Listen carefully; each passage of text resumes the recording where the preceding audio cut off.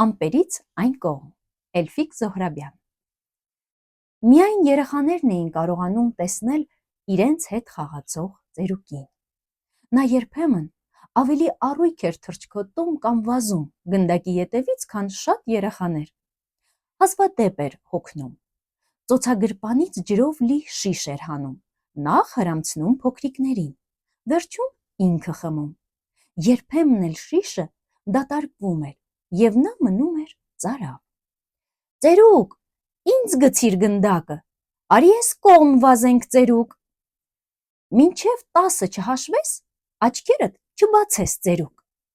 ասում էին փոքր աղջիկները և զվարթ վազում թաքնվելու։ Ոչ ոք չգիտեր նա որտեղ է ապրում, ունի ընտանիք կամ գիշերը ուր է գնում։ Ծերուկը հաճախ հայտնվում էր իր ընկեր երեխաների սենյակներում, օգնում դաս սովորել, տնային գործեր կատարել ու կրկին անհետանում։ Կարճահասակ այս տարեց մարդը սիրում էր գիրք կարդալիս չարաճճիություններով խանգարել առաջադեմ աշակերտներին, գիտակցելով, որ ինչ էլ անի, միևնույն է, նրանք լավ են սովորելու։ Նա սիրում էր, երբ երեխաները բռնոցի էին խաղում, անգամ տանը, իսկ ծնողները զայրանում էին իրենց տարօրինակ երեխայի վրա, որ տանը ծիծաղելով վազվզում էր, խոսելով ինչ-որ մեկի հետ։ Լսիր տղաս, քո կողքին մարդ չկա, ում էիր ասում, տուր գրիչս ծերուկ։ Մեր ծերուկին, պատասխանում էր տղան։ Ինչ ծերուկ, այ կիժ, քո սենյակում ոչ ոք չկար։ Կար, քիչ առաջ գնաց։ Ծերուկը մեր ընկերն է, հայրիկ, նա շատ բարի է, գիտես, այնքան արագ է վազում, որ չենք կարողանում բռնել։ Հայրիկը թաքուն հետևում էր երեխաներին, ովքեր դաշտում գոչում էին. ծերուկ, գնդակը ինձ տշիր, և տարակուսած ու ապշած տեսնում, որ բացի երեխաներից ոչ ոք չկա խաղադաշտում։ Ամբողջ օրը նրա մասին ես պատմում, ասաց փոքրիկ գեղեցկուհու մայրը, ուր է, ցույց տուր, տեսնեմ նրան։ Այ էն նստարանին նստածն ինքն է, ծերուկը։ Դու ինձ ձեռ ես առնում, նստարանին մարդ չկա, զայրացավ գեղեցկուհու մայրը։ Վայ, ոնց չկա, տես, նա մեզ է նայում ու ժպտում։ Ողջույն ծերուկ, գոչեց աղջիկն ու ձեռքով արեց իր տարեց ընկերոջը։ Չէ, ոնց որ գժված լինեք, օդի հետ խոսում եք, բոլոր երեխաների հետ ինչ-որ բան է կատարվում։ Ծերուկ, հա ծերուկ, բարկացավ մայրը նորից զննելով շուրջը։ Մի անգամ էլ երեխաներից մեկը չլսեց իր ավագ ընկերոջը ծերուկին, մտավ բարարած գետը և ջուրը սկսեց տանել նրան։ Օգնեցեք, բղավում էր երեխան։ Ծերուկը նետվեց գետը, դժվարությամբ հանեց երեխային, հանգստացրեց, բայց և մեղմ նախատեց։ Միշտ չէ, որ պետք է ռիսկի դիմել։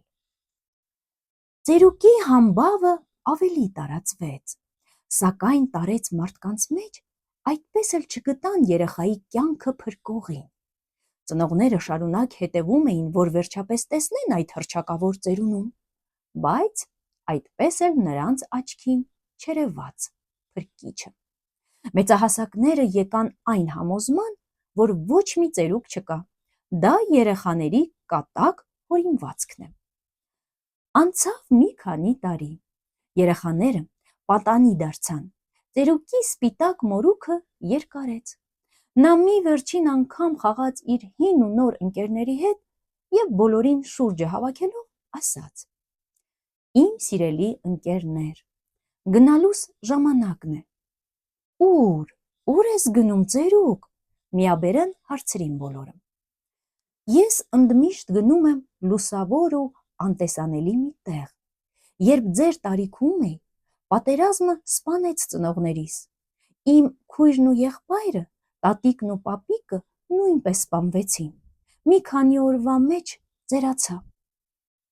Պատերազմը, հարցրին երեխաները, ու լրջություն իջավ նրանց վրա։ Հա, պատերազմը։ Հետո, երբ ունեցա ձեզ պես անուշ աղջիկներ ու տղաներ, կրկին մի օր պատերազմ պայթեց ու թշնամին ոչնչացրեց իմ ընտանիքը։ Բալիկներս ունեին ճերմակ ու նուրբ թաթիկներ։ Քանի անգամ գիշերներ նրանց խնամել ենք, օրորե,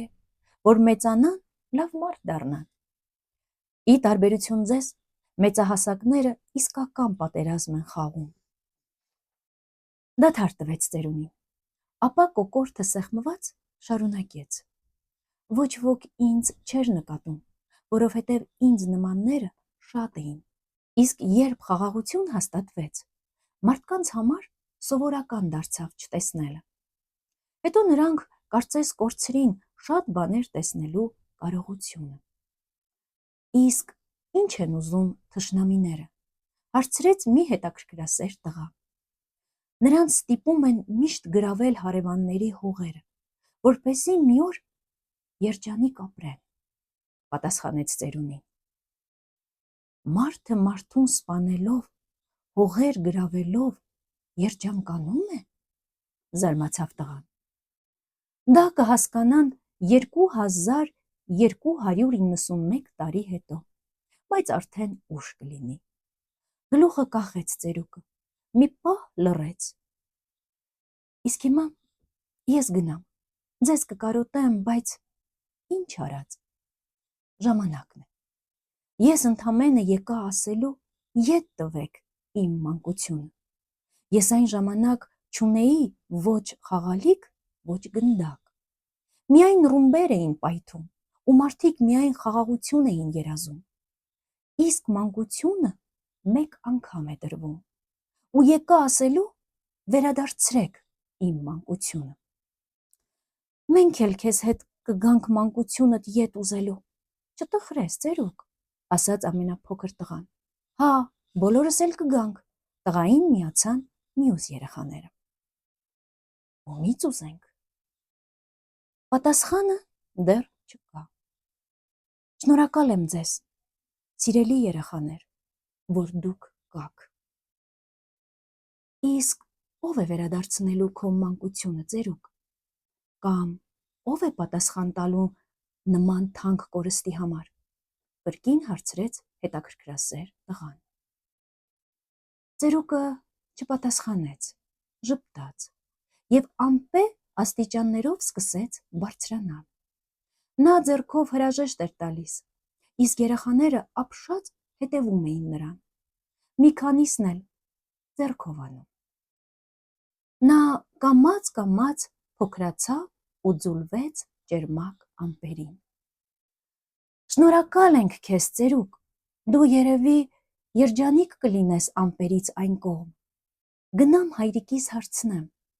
թե մարդը ումից պետք է ետ ուզի իր չստացված մանկությունը, ասաց մի փոքրիկ տղա։ Այսքանը,